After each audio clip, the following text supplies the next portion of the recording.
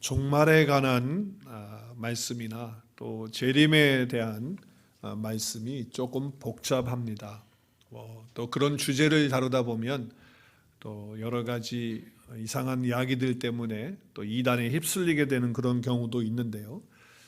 재림이나 또 주님의 그런 다시 오시는 그런 사건 속에서 빼놓지 않고 나오는 것이 있어요. 그게 뭐냐면 천년 왕국이라는 것이 나와요. 천년 왕국. 이것은 요한계시록 20장에 근거한 건데요. 우리가 주님과 함께 영원토록 왕노릇 한다라고 했는데 그 영원토록이 천년이라고 하는 또 연수를 이야기하고 있기 때문에 천년 왕국에 대한 얘기를 해요. 그래서 그 이론을 가지고 천년 왕국이라고 하는 것이 예수님이 다시 재림하신 후에 있느냐, 아니면 예수님이 재림하시기 전에 천년 왕국이 있느냐, 아니면 중간에 있느냐, 아니면 천년 왕국이라는 것은 그냥 문자적인 것이지 그게 실제적으로 천년이라는 숫자는 없다. 이제 이렇게 또 이론을 만드는 겁니다.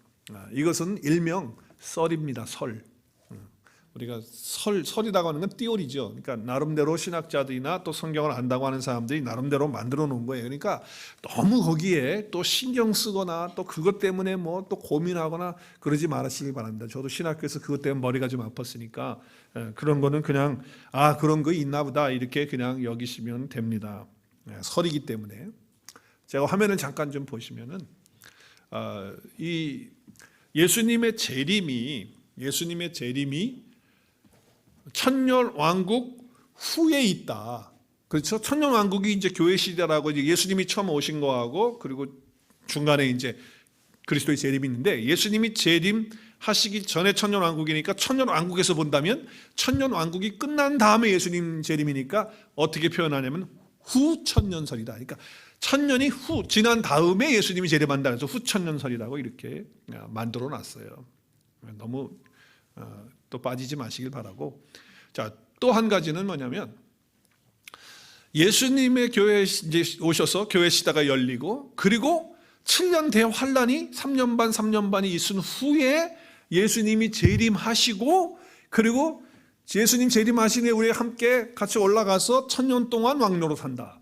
그러니까 천년 왕국에서 보면 천년 왕국 전에 예수님이 재림한다. 그래서 전천년설 그래요. 전천년설. 그래서 예수님이 이제 천년 왕국 전에 재림을 한다. 이제 이렇게 보는 겁니다.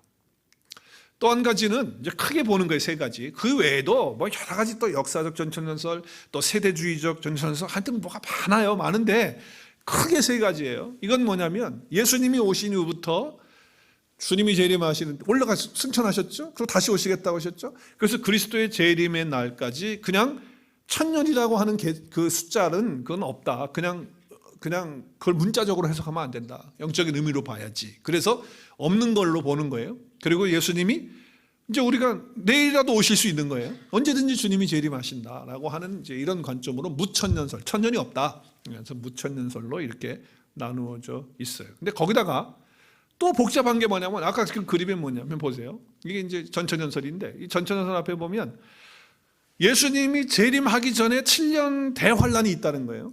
그래서 3년 반, 또 70일에 다니엘에 나오는 그래가지고 연결을 하죠. 그런데 그것이 휴거가 또 나오는 거예요. 그러니까 이 휴거가 나오니까 휴거. 그래서 휴거는 그럼 언제 되나? 그러면 대환란 전에 휴거가 되느냐? 아니면 대환란 후에 휴거가 있느냐? 아니면 예수님의 재림 후에 천년왕국 때에 우리가 휴거하는 거냐? 이래가지고 어떻게 말해야 되죠? 휴거설이 전 휴거설, 후 휴거설, 이렇게 해가지고 또 만들어 놓는 거예요. 자, 그러니까 여러 가지 이렇게 뭘 많이 만들어 놨어요. 그래서 이게 골치가 아픈 거예요. 여러분도 성경을 다 찾아가지고 계시록, 또 다니엘서, 그리고 마태복음 연결 다 해가지고 나름대로 이렇게 막 한단 말이에요. 그래서 저도 신앙에서 공부할 때 이제 이것을 공부했죠. 나름대로. 그래서 어떤 목사님들은 이걸 지지하고 또 어떤 목사님 교수들마다 또 틀리더라고요. 그리고 학자들마다 책을 보니까 다 틀려요. 그래서 나도 그러면 어떤 걸 취해야 되잖아요. 그렇죠? 그래서 한 가지를 취해야 되는데 뭘 취할까 고민은 많았어요. 그러다가 이건 사람들이 만들어 놓은 복잡한 이런 것들이니까 이런 걸 너무 정신없이 이렇게 뭐 할 필요가 있을까 하는 그런 생각을 하면서 내 생각에는 이런 마음이 한번 든 적이 있어요. 주님이 다시 오시려고 하다가 복잡해서 못 오시겠다, 이런 생각을 해본 적이 있어요. 주님이 나 그럼 언제 가야 되냐 이럴 거 아니에요. 물어보면 복잡해, 너무 복잡해. 보통 성도님들이 알고 있는 거는요, 보통 알고 있는 건 뭐냐면 이렇게 알고 있어요. 보통 아는 거예요. 모르겠어요 여러분들 어떻게 알고 있는지. 우리가 교회 시대에 신앙생활 지금 하고 있다가 짠 휴거가 되는 거야.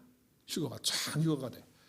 그러면 이제 7년 대여 환란이 있잖아요. 그럼 환란이 있으니까 예수님 안 믿고 살다가 까불고 말이지, 뭐 세상에 돈 다 벌고 뭐 안 믿어도 자기들 뭐 멀쩡한 것처럼 하는 것처럼 해가지고 싹 사는 거야. 그럼 우리는 하늘에 둥둥 떠가지고 너희들 환란 당하는구나. 그런데 예수님 믿으라고 그랬잖아. 그래서 우리가 다 그러면서 쌤통인 것처럼 그렇게 여기는 쪽으로 우리는 생각을 해왔죠. 그리고 이제 주님이 오시면 우리가 주님을 신랑으로 맞이하는, 그래서 천년왕국에 들어가는 뭐 대충 그런 식으로 많이 알고 있습니다. 근데 사실은요, 그것은 어떤 성경적인 정확한 백그라운드라기보다는 어디에서 영향을 받은 거냐면 휴거라고 하는 책에서 영향을 받은 거예요. 이 휴거라고 하는 책을 어네스트 W. 앵글이라고 하는 분이 썼는데 이게 대히트를 쳤어요. 이 책이. 여러분 안 읽어보셨어요? 네, 이거를 그 당시에 정말 히트를 쳤습니다. 그래서 몇 판을 해요. 인쇄를 몇 판을 해요. 많이 팔렸어요. 근데 여기 보면 휴거에 대한 얘기를 아주 재미나게 이야기를 하거든요. 여러 가지로 스토리를, 물론 요한계시록을 중심으로 해서 휴거가 되는 것에 대한 얘기를 해요. 근데 좀 헷갈리죠. 헷갈려요. 근데 여러분 이 휴거라고 하는 이 단어를 생각해 보면요, 성경에는 그 단어 자체는 나오질 않아요. 여러분 어디 성경을 봐도 어느 번역을 봐도 휴거라고 하는 단어는 없어요. 영어로는 어떻게 번역을 하고 있냐면 랩처라고 번역을 하고 있어요. 근데 그 뜻이 뭐냐면 기쁨 중에서 최고의 기쁨, 그것이 휴거예요. 그래서 저는 이제 그 한글 사전을 찾아봤어요. 찾아보니까 한글 사전이 이렇게 돼 있어요. 황홀경, 무아지경. 네, 이제 그렇게 되어져 있더라고요. 자, 그러니까 사람이 왜 마음이 막 기쁘고 너무 막 환희에 차면 뭐예요? 붕 뜬 기분이에요. 그 뭐 마약하는 사람들이 그런 기분이라고 그래요. 그 고백들 하는 거 보면 마약을 못 끊는 이유가 황홀경에 빠져가지고 확 올라가니까 너무 기뻐가지고 환희에 빠져가지고 이제 그러는 거죠. 근데 성경에서 하늘로 올라간 사람들, 물론 휴거라고 단어는 쓰고 있지 않지만 뭐 요한계시록에도 이제 올라가는 것, 또 우리 오늘 본문 읽은 것도 그런 부분에 대해서 이야기를 하고 있어요. 근데 그 책에서 얘기하는 거는 결론은 뭐냐면 그거예요. 당신은 휴거 받을 수 있느냐, 그 질문을 하는 거거든요. 그럼 사람들이 불안해하는 거예요. 난 몸무게가 많이 나가서 안 되는 거 아니야? 불안해하는 거예요. 불안해하는 거예요. 나 이거 요새 교회도 잘 안 나오고 그러는데, 이것도 요새 성경 많이 안 읽었는데, 요새 기도도 많이 안 했는데, 근데 요새 거짓말 좀 했는데, 이거 휴거 되는 거 안 되는 거야. 자꾸 사람들로 하여금 그렇게 생각하게 하고, 그리고 이제 결국은 뭐냐면 휴거 안 되면 구원 못 받는 거네. 그럼 나 구원 못 받으면 어떡하지? 이렇게 이제 또 불안한 그런 마음을 자꾸 조성하게 되는 거예요. 물론 깨어서 경계, 이러면 안 되겠구나, 신앙생활 제대로 해야겠다, 이렇게 도전을 줄 수도 있지만 반대의 경우가 더 많을 수가 있는 거예요. 불안의 요소를 더 갖게 된다라고 하는 것이죠. 근데 성경을 온전히 깨닫지 못하고 있기 때문에 그래요. 여러분, 그래서 뭐 666 나오면 어때요, 여러분?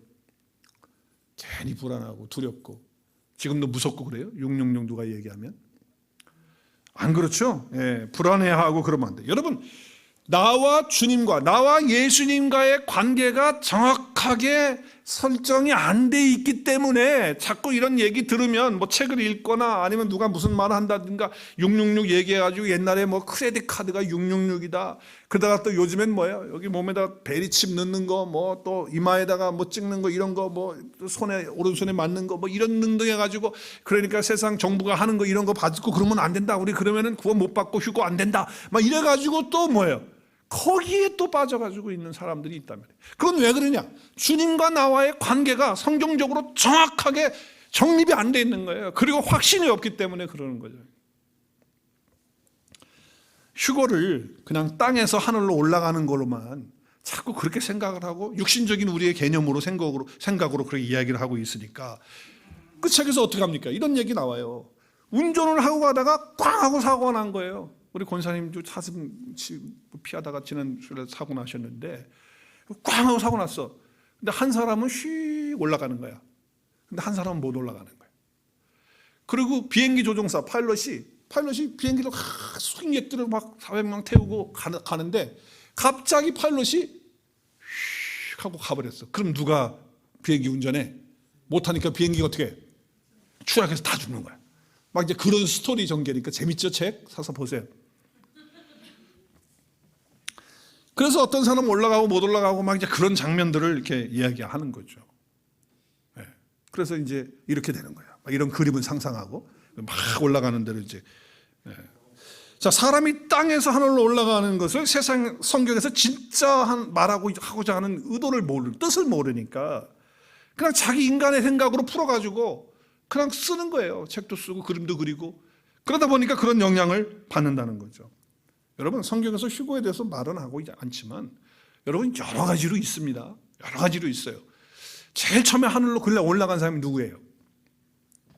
에녹이라는 사람은 하나님과 300년 같이 동행하다가 어느 날 갑자기 하나님이 그를 휙 데려가 버렸어. 그래서 이 땅에 있지 않아요. 그래서 히브리 저자는 뭐라고 얘기를 하냐면 에녹은 죽음을 보지 않고, 우리 다 죽음을 봐야 통과해야 하나님 나라 영원에 들어가는데 죽음을 보지 않고 영원한 곳으로 그냥 옮겨졌어. 자, 또 하나님의 선지자였던 엘리야가 자기 제자 엘리사하고 같이 길을 가다가 갑자기 바람이 확 흐르빠린 불더니 엘리야를 휙 감싸가지고선 하늘로 쫙 데리고 올라가는 거를 제자들이 보는 거예요. 얼마나 놀랐겠어. 이러한 일들이 성경에 실제적으로 있다는 거죠. 예수님도 마지막 때를 얘기하시면서 이렇게 얘기하셨어요.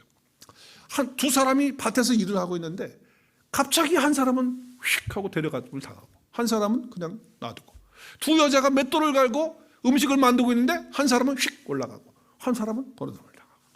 예수님이 종말의 때 말씀을 하신 거거든요. 그러니까 이런 걸 볼 때 이거 분명히 이게 올라가는 건 올라가는 게 있구나 라고 하는 것을 볼 수가 있어요. 자, 오늘도 사도 바울이 성령의 감동을 통해서 데살로니가 교회 성도들에게 편지를 하면서 오늘 우리가 본문 읽었잖아요. 4장 16절에서 17절까지의 말씀을 보면 천사장의 소리 또 호령, 주님께서 복음을 전파하는 거거든요.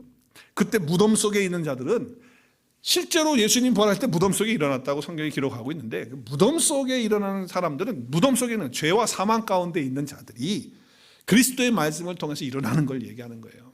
그리스도의 말씀을 통해서 살아나는 거예요. 생명이 살아나는 걸 말해요. 그래서 그리스도 안에서 죽은 자들, 여러분 죽은 자들은 다 자는 자들이거든요, 성경에. 근데 그 죽은 자들이 먼저 일어나고 그 다음에 그 후에 남아있는 사람들도 그와 함께 어디로 가요? 구름 속으로. 우리 손오공처럼 주님이 구름 타고 오시는 거예요. 구름 속으로 확 끌려 올라가서 공중에서 주를 영접한다. 그러니까 이 휴거의 어떤 명장면이죠. 자, 이런 것들이 지금 사도 바울도 이것을 정리를 하고 있다라고 하는 것이죠. 자, 그런데 우리가 하늘로 올라간다, 공중에 들려진다라고 하는 이런 개념을 얘기할 때 땅에서 하늘로 예수 그리스도가 함께 올라갔다는 이런 과정을 좀 이야기를 할 때 휴거라고 하는 것으로 자꾸 이야기를 하면 아까 조금 전에 얘기한 사고 나가지고 올라가고 일하다 올라가고 휙휙 올라가는 것으로 얘기하는데 사실은 주님과 나와의 관계를 얘기하는 거고요. 오늘 사도 바울이 이 말씀을 하는 것은 재림의 때의 얘기 또 우리가 휴거하는 얘기 그거 하고 싶어서 이야기를 기록하는 게 아니거든요. 우리는요, 예수 그리스도를 영접하고 그분과 함께 연합돼서 살면요, 우리는 이미 하나님 나라에 이미 올라가서 앉혀진 존재가 되어졌어. 그런 존재가 되어졌잖아요. 그리고 우리는 성령으로 인침을 받은 그런 자들이 된 거예요. 자, 우리 에베소서 말씀을 좀 보겠어요. 에베소서 말씀 보시면 에베소서 2장 4절 6절에 보면 긍휼에 풍성하신 하나님이 우리를 사랑하신 그 큰 사랑으로 인하여 허물로 죽은, 죄로 죽은 우리를 그리스도와 함께 살리셨어요. 그렇죠? 그것이 뭐예요? 은혜로 구원받은 거예요. 은혜로 구원받은 거예요. 그리고 또 함께 일으키사 그리스도 예수와 함께 어디 앉아 있어요? 이미 땅에서 하늘로 올라가서 있는 존재가 된 거예요. 이미 거기 가 있는 존재가 됐다는 거예요. 우리의 영은, 우리의 이름은 이미 하늘나라에 기록되어 있고 이미 하늘에 앉혀진 그런 죄. 그게 구원이거든요. 그러니까 예수 그리스도와 내가 연합되어지는 순간 이미 하나님 나라에 올려져서 딱 앉혀져 있는 사람이에요. 그러니까 내일 주님이 오시든 오늘 주님이 오시든 아니면 뭐 몇 년 후에 오시든 아니면 오시기 전에 하나님의 부름을 받아서 백권사님처럼 우리가 먼저 가든 아무 관계가 없는 거예요. 이미 우리는 하나님의 하늘에 앉혀, 이게 은혜거든요. 이게 복음이고, 그리스도와 함께 죽었다가 그리스도와 함께 살아났다가 그리스도와 함께 지금 앉아있는 그런 하늘에 앉아있는 존재가 됐잖아요. 자, 그럼 얼마나 큰 은혜입니까? 그런데 이거를 모르고 자꾸 휴거 쪽으로 이거 자꾸 몰고 가다 보면 주님과 나와의 관계가 이게 흐려지는 거예요. 자꾸. 에베소서 1장에 보면 우리는 진리의 말씀으로 구원의 복음을 듣고 구원받았어요. 근데 그 구원받을 때 내가 믿어서 구원받은 게 아니고 성령께서 우리 가운데 어떻게 하셔서 인쳐주셔서 구원받은 거예요. 할렐루야. 성령이 도장을 찍어줘서 구원받는 거예요. 그러니까 내가 구원받아야 되겠다 노력해가지고 구원받은 게 아니고 성령 하나님께서 복음을 깨닫게 하시고 그 복음이 믿어지게 하시고 그래서 딱 인쳐주시니까 우리 속에서 구원의 확신이 생기는 거예요. 내가 만들어내는 것도 아니고 공부해서 얻어내는 것도 아니고 성령께서 내 속에서 나는 하나님의 자녀가 되었구나, 내가 성령님과 함께 주님과 함께 있구나, 이것은 성령께서 도장을 찍어가지고 알려주는 거예요. 이건 누구도 빼앗을 수 없는 거예요. 지울 수도 없고 없앨 수도 없고 이 성령께서 인쳐주시는 거예요. 그래서 그 기업의 보증이 된 거예요. 하나님 나라의 보증, 개런티. 그렇기 때문에 그 은혜에 우리는 찬송하고 그렇기 때문에 은혜에 감사해서 예배하는 거예요. 그게 우리의 예배가 되는 거 아니에요? 우리의 삶이 되는 거고. 그리스도 밖에 있을 때는 인치심을 받을 수가 없는 거예요. 그러면요, 휴거 같은 책을 읽으면요 늘 불안한 거야. 나 이거 될까 안 될까? 나 이거 들림 받는 거야 안 받는 거야? 나 다이어트 좀 더 해야 되는 거 아니야? 이렇게 생각도 하고 말이죠. 성령의 인치심으로 도장 받았다. 재료가 뭐예요? 성령이에요. 성령으로. 자, 고린도 후서에도 보면 우리가 그리스도와 안에서 굳건하게 하시고 우리에게 뭘 부었어요? 기름을 부으신 분이 누구십니까? 하나님이 부으셨어요. 근데 그가 또한 인을 치셨어요. 도장을 찍으셨어요. 보증으로. 그래서 우리 마음에 뭘 주셨습니까? 성령님을 주신 거예요. 그러니까 성령님이 우리 안에 계시면 구원의 보증이 되고 그리고 확신이 되고 또 기름 부으심의 역사가 있기 때문에 그 은혜에 감사하게 되고 그런 삶을 살게 되는 거예요. 그러니까 주님과 나와의 관계 속에서 분명한 확신이 있을 때는 사실은 이게 휴거라고 하는 것은요 어떤 형태가 되든지 별 관계가 없는 거예요. 또 주님이 뭐 재림 전에 뭐 천년왕국이 있냐 후에 있냐 그게 나하고 무슨 물론 관계가 있고 생각을 할 수 있어요. 그러나 거기에 뭐 연연할 필요가 있냐 이 말이에요. 성령 우리 마음에 주셨다는 거예요. 그래서 우리는요 하나님의 성령을 근심하게 하면 안 돼요. 내 안에 계신 성령님을 근심하게 하면서 의심하고 나 구원 받는 거 맞나? 또 오늘 기분 좋으면 구원 받은 것 같고 기분이 안 좋고 누구하고 싸우면 나 구원 못 받은 것 같고 마음에 이랬다 저랬다 흔들리. 이거는 성령 근심하게 하는 거예요. 내 안에 계신 성령이 탄식을 하게 하는 거라고. 우리 안에서 구원의 날까지가 언제입니까? 우리의 구원이 완성되는 그날, 주님이 오시는 날이 됐든 내가 주님 불러서 내가 가는 날이 됐든 그날까지 꽝꽝꽝 인침받은 사람이 저와 여러분이 믿으시길 바랍니다. 이게 주님과 나와의 관계예요. 이게. 이 확신이 있으면요 주님을 찬양할 때 감격이 오죠. 하나님의 은혜니까 뭐 나한테 무슨 얘기를 하든 또 내가 힘든 일을 당했든 어떤 상황이 됐든지 간에 감사한 거예요. 오늘 하나님 날 데려가도 하나님 앞에 가는 거고 또 오늘 주님이 오셔도 나 주님과 영광스러운 자리에 함께 가는 거고 그렇기 때문에 감사가 있을 수밖에 없는 거예요. 그러니까 여러분 두려워하거나 무서워하지 말고 주님과 나와의 관계를 항상 확실하게 분명하게 하실 수 있기를 바랍니다. 확실하게 하십시오. 자, 오늘 읽은 본문의 말씀은 주님 다시 오실 때 믿는 자들, 죽은 자들이 먼저 일어나고 그 다음에 죽지 않은 사람들은 어떻게 해요? 주님이 오실 때에 함께 주님과 영접해서 그렇게 공중에서 주를 만난다라고 하는 이런 고백을 지금 바울이 하고 있어요. 그래서 사실은 어떻게 보면 휴거의 근거의 말씀이 근거가 이 데살로니가 4장 17절이거든요. 이게 휴거의 아주 큰 중요한 그런 어떤 메시지가 되고 있어요. 근데 이 말씀은 사실 주님 오실 때 성도들이 공중에 들림을 받게 되느냐 안 되느냐 그거를 얘기하고 싶은 그런 중심이 아닌 거예요. 그 중심이 아니에요. 왜냐하면요 성경이 그렇다고 말하기 때문에 그런 거예요. 여러분 예수님 믿고 그리고 예수님과 하나 되면 연합됐잖아요. 그러면 우리 주님이 오셔서 우리가 휴거가 되는 상황이라고 한다면, 그런 상황이 실제로 된다고 한다면 주님 오시는 그날에 우리는 주님과 나와 연합됐으니까 당연히 올라가는 거예요. 할렐루야. 성령으로 인침받은 사람은 주님과 함께 올라가는 줄로 믿으시길 바랍니다. 우리가 오늘 본문을 언뜻 보면 재림에 대한 얘기, 종말에 대한 말씀이구나. 오늘 패세지가 한 패세지잖아요. 딱 그렇게 느껴집니다. 그래서 이거 휴거하는 거 그런 얘기 맞네, 이렇게 돼요. 그런데 사실은요, 오늘 말씀의 총 주제의 핵심은, 바울이 하고자 하는 핵심은 뭐냐? 종말도 아니고 재림도 아니고 휴거도 아니고 위로인 줄로 믿으시길 바랍니다. 위로예요, 위로. 위로를 주기 위해서 지금 이 말씀하는 거예요. 자, 보세요. 사도 바울이 에베소 교회 편지할 때 쓴 말씀 제가 다 오늘 공개했어요. 골로새 교회에 편지했어요. 고린도후서 전서서 다 바울이 썼어요. 근데 바울은 지금 성령으로 인치심을 받은 걸 계속 이야기하면서 성도들에게 우리가 어떤 상황이 되든지 그리스도와 인친, 그 성령 인침 받아야 할 사람들은 다 구원 얻고 하나님의 나라에 들어가는 걸 다 얘기하고 있어요. 그런데 데살로니가 교회 성도에 편지를 하는 데 있어서 지금 여기 이 말씀 속에서는 뭐예요? 공중에 들려져서 휴거받는 그런 말씀을 하고 있거든요. 그런데 오늘 말씀에 그 얘기를 하고자 하는 것이 아니고, 오늘 결론의 말씀을 보면 18절이 결론인데, 그러므로 이러한 말로 서로 위로하라라고 하는 거예요.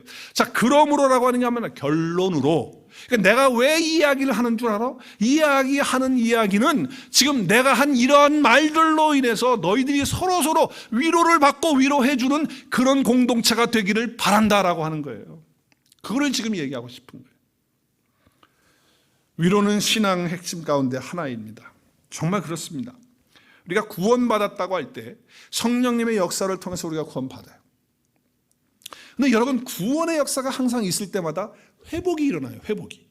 그리고 구원의 역사가 일어날 때마다 회복뿐만 아니라 그 회복 안에 뭐가 있냐면 위로가 있어요. 그러니까 구원 역사 가운데는 항상 위로가 있는 거예요. 내가 구원받았는데 하나님의 위로를 못 받는다?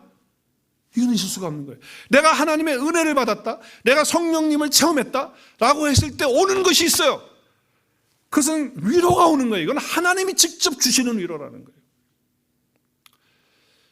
그래서 성경에서는요, 계속적으로 위로를 말씀해요. 그래서 예수님도 본인이 이제 육신으로 십자가를 지시고 죽으시고 부활하시고 그리고 이제 아버지 앞에 가시게 돼요. 그러면 보혜사로 오시겠다라고 하시면서 보혜사를 얘기하세요. 제가 보혜사에 대한 설교는 벌써 작년에도 했고 또 그전에도 했던 것 같아요. 근데 보혜사라고 할 때 이 보혜사가 뭐냐? 이 보혜사가 하는 일이 뭐냐? 주님께서 가르쳐 주셨던 말씀들이 기억나게 하고 생각나게 하고 그런 뜻이었구나. 이것을 알게 해서 뭘 주려고 하는가? 위로를 주려고 합니다. 말씀을 깨달을 때 위로가 오거든. 하나님이 이 말씀을 나에게 이렇게 주시는 거는 이 말씀을 통해서 나에게 힘을 주시는구나. 나를 위로하시는구나. 그래서 킹 제임스 버전에서는 이 보혜사를 어떻게 번역을 하고 있냐면, 어떻게 번역하고 있죠? 더 컴포터로 번역해요. 컴포터는 뭡니까? 위로자라는 거예요. 그러니까 보혜사 성령은 우리를 위로하는 거예요. 그래서 뭐 하시는 거예요? 말씀을 깨닫게 하고 은혜를 받게 하시고 하나님의 사랑을 알게 하시고, 그래서 위로를 얻도록 하는 거예요. 세상에서 우리가 얼마나 많은 일들을 당합니까?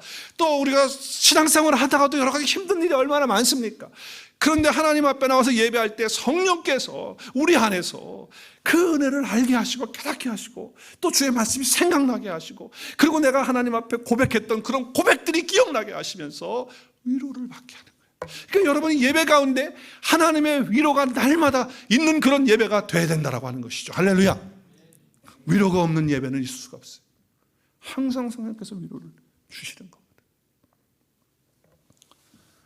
파라클레토스 기억나시죠? 네, 파라클레토스. 옆에 곁에 계셔서 오신다. 내 안에 계신 성령님, 나를 인쳐주신 그 성령님은 어떻게 하시느냐? 옆에서 함께 해주신다. 그리고 내 안에서 도와주신다. 위로해 주신다. 상담해 준다. 내가 어떻게 해야 될지 모를 때 알려주시는 분, 상담해 주시는 분이 성령님이다. 그러니까 성령님은 우리를 위로해 주시는 분이에요. 그렇다면 우리가 구원받는 거, 또 하나님의 은혜를 체험하는 거, 성령님을 체험할 때마다 우리에게 주어지는 것은 위로라는 거예요. 위로. 자, 그러니까 오늘 데살로니가 교회 성도들이 많이 힘들었던 모양이에요. 그러니까 사도 바울이 그것을 알고 성령께서 은혜를 주시는 거예요. 그래서 성령 하나님은, 또 우리 예수님은 우리에게 이런 위로를 주시는 분이다 라고 말씀하시면서 그 마지막 때에 주님과 일어날 영광스러운 그것을 표현하면서 우리가 서로 이런 말로 위로하는 것이 당연한 것 아니겠느냐 라고 얘기를 하고 있는 것입니다. 여러분, 누가 성령 충만한 사람입니까?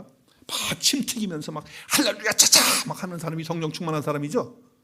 막 손 들고 막 펄쩍펄쩍 뛰면서 확 하면 쓰러지고 막 그러면 성령 충만한 사람이죠. 물론 성령 충만한 사람 될 수 있어요. 그러나 성령 충만한 사람은 뭐 떠들고 요란 떨고 막 소리 지르고 그런 사람이기보다는 오늘 말씀을 통해서 볼 때 성령 충만한 사람은 하나님의 위로를 알고 그 위로를 받고 옆에 있는 사람에게 그 위로를 전달해 주는 사람이 성령 충만한 사람입니다. 성령 충만한 사람. 성령 공동체가 뭡니까? 위로가 가득한 공동체예요. 내 가정에 하나님의 성령이 임재하고 내 가정에 하나님의 성령이 충만하다면 그 가정에는 위로가 넘칠 수밖에 없는 거예요. 우리 온누리 교회 가운데 하나님의 성령이 충만하고 우리 온누리 교회 가운데 하나님의 성령이 임재하시고 또 하나님의 은혜가 있고 성령 체험의 역사가 이 교회 가운데 있다면, 이 공동체 가운데 있다면 우리 가운데 가장 많이 나타나야 되는 것이 뭡니까? 위로하심이 나타나야 될 줄로 믿습니다. 위로함이 나타납니다.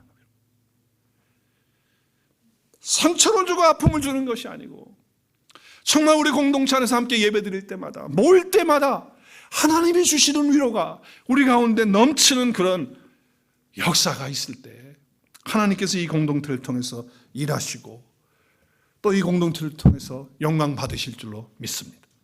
내 개인의 삶도 그렇고 내 가정도 그렇고 우리가 함께 섬기고 있는 공동체 가운데도 마찬가지라고 하는 거예요. 그래서 여기서 우리가 생각해 볼 것이 있어요. 위로라고 하는 것은 참 중요한 것이라는 건 다 알아요. 근데 이게 감정적인 부분만이 아니죠. 정말 위로라고 할 때 한번 생각을 해보세요. 저는 이런 생각을 해봐요. 어떤 분이 어려운 일을 당했어. 정말 힘든 일을 당했어. 그럼 우리는 가서 뭐라고 그래요? 힘내세요. 마음을 굳게 잡수세요. 기도할게요. 우리 그렇게 하잖아요. 그러면은 그 당사자가 위로를 진짜 받으려면 어떻게 되냐? 그 문제가 해결이 돼야 위로가 돼요. 근데 해결이 안 되고 있는 거야. 근데 우리는 뭐라고 그래요? 힘내라 그러고 하나님이 함께 하신다고 그러고 우리 말로 그렇게 해요. 근데 그 기도해요 실제로. 근데 그걸 당한 당사자는 사실 위로가 안 돼. 그 문제가 해결돼야지만 문제가 해결되지만 위로가 오지. 그게 해결이 안 되는 이상은 뭐 조금 마음 더 달리 먹으세요. 뭐 달리 생각하세요. 그렇게 해가지고 위로가 될 일이 아니거든요. 저는 목사로서 성도들이 어려운 일을 당할 때 위로한다고 가서 위로하고 해주지만 참 안타까울 때가 있고 또 집에 와서 생각해 보면 야, 목사가 왜 이렇게 무력한가? 너무 무력하다. 기도해주고 뭐 말씀 읽어주고 뭐 권면해주고 하지만 실제적으로 그 문제가 싹 해결되고 그러면 얼마나 좋겠어요. 근데 안 되고 있는 거예요. 그러니까 돌아와서 내가 위로는 하고 왔기는 왔는데 저게 뭐 해결이 안 되는데 위로가 될까? 참 목사로서 부족하구나, 무력하구나 하는 그런 생각까지 들 때가 있어요. 우리 사랑하는 백영근 권사님, 오늘 일부 예배에 우리 백 권사님과 따님 수지 집사님이 오셨는데 어제도 그렇고 금요일도 그렇고 오늘도 그렇고 그냥 백 권사님이 같이 이렇게 장로님하고 이렇게 와 계신 것 같아. 그리고 금방 나타나실 것 같아. 10년 동안에 함께 신앙생활하면서 서로의 아픔과 힘듦과 또 어려운 모든 일들 같이 겪어오면서 기도하면서 그랬던 시간들이 생각이 나니까 오늘 또 따님하고 같이 두 분이 앞자리에 이렇게 앉아 계시는데 백권사님이 거기 계신 것 같은 그런 따님이 백권사님인 것처럼 그렇게 느껴지기도 하고 우리 백권사님 위해서 우리가 기도했어요. 건강하셨어요. 신장 이식 수술한 후에도 건강하게 하나님께서 축복하셔서 사셨어요. 그리고 믿음 생활 잘하시고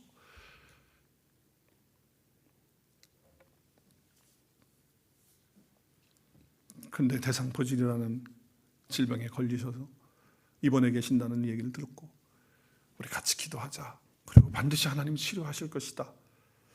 그리고 백장로님 위로해드렸어요. 기도해드렸어요. 또 신방 거기까지 가서 같이 또 기도하고 힘을 북돋아주고 했어요. 그리고 우리 온 교회 성도님들 여러분 모두가 다 기도하실 때마다 우리 권사님 위해서 함께 기도했어요. 그리고 위로했어요. 너무 마음이 아프고 무력함을 느끼는 그런 순간은 백정로님이 전화가 왔어요. 목사님, 저 이제 혼자입니다. 그래서 장로님 무슨 말씀이에요? 백권사 전 갔습니다. 여러분 그 순간에 제 마음이 무너지는 거예요. 정말 위로하고 같이 기도하고 그리고 이제 회복을 기다리고 그리고 이제 일어날 것으로 소망하고 우리 다 같이 그렇게 했잖아. 그리고 장로님은 제가 기도할 때마다 또 전화할 때마다 올라가서 그렇게 위로해주고, 그런데 백권사님이 다시 일어나셔서 우리 앞에 못 오시는 거예요. 이 위로가 무슨 소용이 있나 말이에요. 마음 달리 먹으세요. 장로님 하나님 다 하실 거예요. 치료해 주시고 회복하실 거예요. 우리 기도하고 있어요. 힘내세요. 했어요. 그런데 이렇게 하나님 품에 가셨어요. 물론 하나님 안에 생명이 하나님의 손에 안에 있기 때문에 우리가 하나님의 주권 가운데 있다면 거기에 대해서 어떻게 말할 수는 없겠죠. 우리가 하나님 앞에 가봐야 되겠지만 안타까운 마음이 있단 말이죠. 물론 백장로님 또 우리 백권사님 주님을 사랑하시는 분이고 또 우리 백권사님은 예수 그리스도 안에 있는 분이시기 때문에 하나님 나라에 들어가신 줄로 믿습니다. 주님 품 안에 계시지요. 성령 함께 계시는 귀한 권사님이셨으니까요. 그러나 사랑하는 아내를 먼저 보내고 사랑하는 엄마를 먼저 보내고 사랑하는 우리 권사님을 먼저 보내고 다시 육신의 눈으로는 우리가 볼 수 없죠. 물론 우리도 얼마 후면 다 권사님의 그 가신 길을 걸어갑니다. 우리도 그렇게 가게 될 수밖에 없죠. 다 주님 품에 가는 사람들입니다. 그런데 우리가 조금 더 계셨으면 좋겠다 해서 우리 함께 기도했고 그렇게 위로했어요. 그런데 이제는 우리 육신의 눈으로는 더 이상 만날 수 없는 그런 분이 되셨기 때문에 마음에 슬픔이 있고 아픔이 있습니다. 소천하신 후에 권사님 생각하면서 또 위가족들 생각하면서 기도하고 있는데 계속 눈물이 나는 거예요. 왜 눈물이 나는지.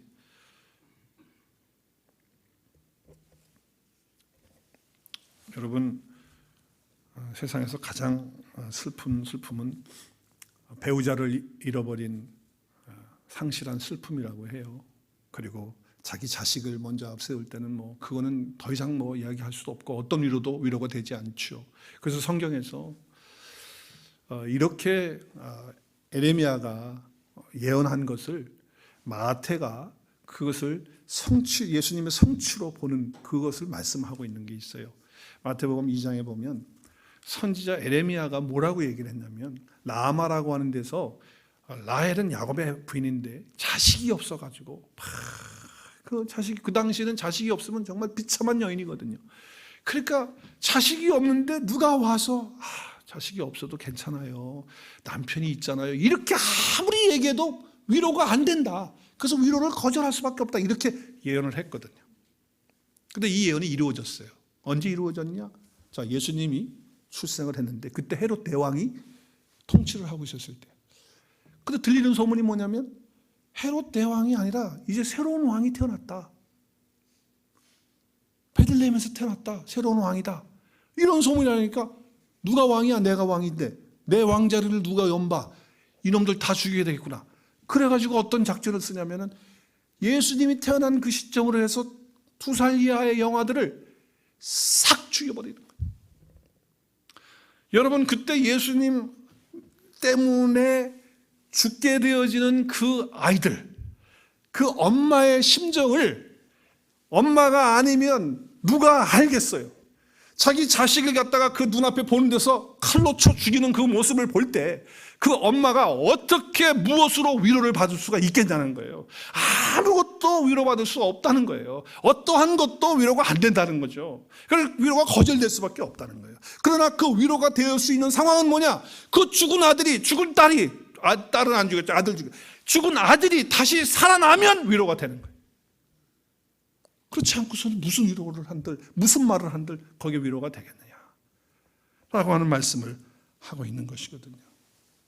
여러분, 우리가 백장로님께 또 그 가족들에게 무슨 말을 한들 백권사님이 헐떡 일어나서 살아나서 이 자리에 오지 않는 이상 정말 위로가 있겠어요?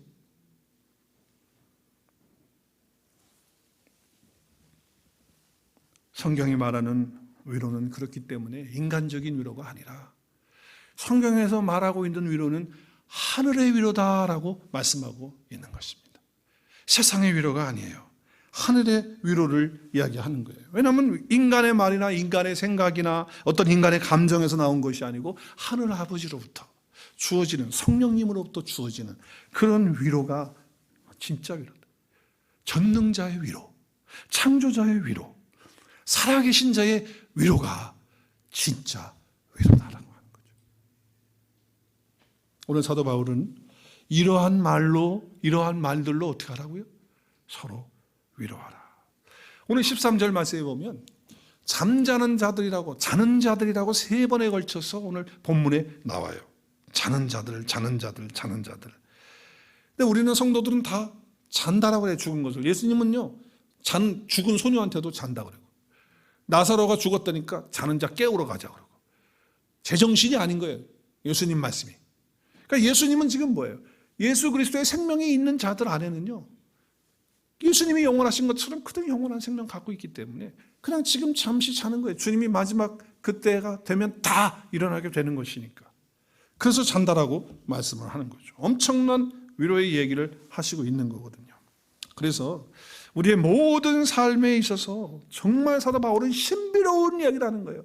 마지막 때 일어나게 되는 정말 소망이 없는 자들, 오늘 13절에 보면 소망이 없는 다른 이들과 같이 슬퍼하지 않게 하기 위해서 내가 이 이야기를 한다는 거예요. 그래서 위로가 되도록 하기 위해서 지금 이 말씀을 쓰고 있다라고 하는 말씀을 하고 있는 것이죠. 정말 놀라운 얘기죠. 우리는 상상할 수도 없는, 믿지 않는 사람들이 이거 읽으면 무슨 뚱딴이 같은 말도 안 되는 소리 한다고 만화영화 하냐고 그런 얘기예요. 그러나 바울은 이 이야기를 통해서 하늘의 위로를 이야기하고 있다는 거예요. 자, 그럼 하늘의 위로는 뭐냐? 오늘 2가지를 얘기하는 것 같아요. 하늘의 위로는 첫째는 뭐냐? 첫 번째 이 내용을 담고 있어요. 한번 저를 따라서 했으면 좋겠습니다. 죽음까지도 이긴 승리의 위로입니다. 믿으십니까? 예, 주님께서 죽은 자들 가운데서 부활하셨다는 거예요. 그 부활하신 주님께서 우리와 함께 하셔서 그 부활의 생명이 우리 가운데 있다는 거예요. 그러니까 우리는 육신의 죽음까지도 이긴 그 승리의 위로가 우리에게 있으니 그 위로를 가지고 서로 위로하라고 말씀하고 있는 것입니다. 죽음이라고 하는 굴레 앞에는 우리는 꼼짝 못하잖아요. 아무리 사랑하는 사람이든 뭐든지 간에 죽음이 앞에서는 우리는요, 아무런 힘을 쓰지 못하는 그런 자죠. 그러나 사망아 너희 쏘는 것이 어디 있느냐 말이지. 죄에 쏘는 것이 어디 있느냐 말이지. 율법이 쏘는 것이 어디 있느냐.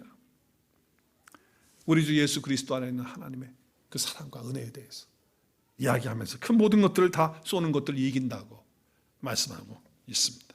죄의 삭은 사망인데 누구도 이길 수 없는데 예수 그리스도께서 그 죄와 사망을 이기시고 부활하셔서 우리에게 영원한 부활의 생명으로 함께 하시는 그런 은혜를 주셨다. 그래서 이것을 가지고 우리는 위로하고 함께 격려하고 힘을 북돋아야 된다 말씀을 하고 있는 것입니다.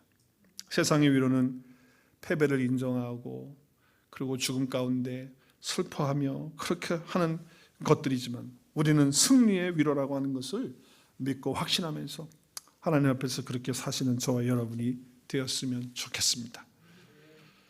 또 한 가지는 어떤 상황이라 할지라도 들림받는, 주님이 우리를 들어 올리시는 그런 삶이 있다. 그러니까 위로하라고 하는 말씀이에요. 무슨 얘기냐면 휴거라고 하는 것은 마지막 때 주님이 오시는 때만 휴거가 아니라 오늘 이 삶의 현장에서 내가 정말 슬럼프에 빠지고 내가 상처받고 내가 또 어떨 때는 마음이 괴로워서 정말 쫙 주저앉아서 퍼져 있을 때에 그때 주님께서 어떻게 하신다? 우리를 들려 올라오도록 붙드시고 휴거하도록 그렇게 우리를 어떻게 하신다? 함께 우리를 확 들어 올리시는 그런 은혜 가운데 있게 하신다라고 하는 거예요. 이것이 하늘의 위로인 줄 믿으시길 바랍니다. 휴거는 마지막 때만 이르는 것이 아니라 나의 삶의 현장에서 어떤 상황이든지 간에 힘든 그런 상황에 주저앉아 있을 때 그때 하나님께서 공중으로 들어 올리는 그런 역사를 경험하고 체험하는 것, 그래서 그것을 경험하면서 서로 위로하라고 하는 메시지를 주고 있습니다. 우리가 천국 가는 거는요, 이미 천국이 우리 안에 와 있기 때문에, 천국이 예수님이신데, 하나님의 나라가 예수님이신데, 그 생명이 우리 안에 이미 와 있기 때문에 우리가 어떤 상황이 돼도 하나님 나라 가는 거예요. 내 안에 하나님의 나라가 없는데, 천국이 없는데 죽어서 천국 간다? 그건 있을 수가 없는 얘기죠. 말도 안 되는 얘기예요. 이미 우리 가운데 천국이 임한 줄로 믿으시길 바랍니다. 천국은 예수 그리스도 그분이죠. 그분이에요. 그래서 우리가 그분이 있는 영원한 곳에, 예비한 그곳에 우리가 들어가게 되는 축복을 누리는 거예요. 저는 확실히 믿습니다. 재림 때에 주님께서 다시 오시는 그때에 죽은 자 가운데서 일으키시는 그런 역사를 이루시는 것처럼 우리의 삶의 현장에서 날마다 우리를 일으켜 세우셔서 공중으로 올리시는 영광을 보게 하실 줄로 믿습니다. 여러분, 우리 낙심하면 안 돼요. 그래서 절망하면 안 돼요.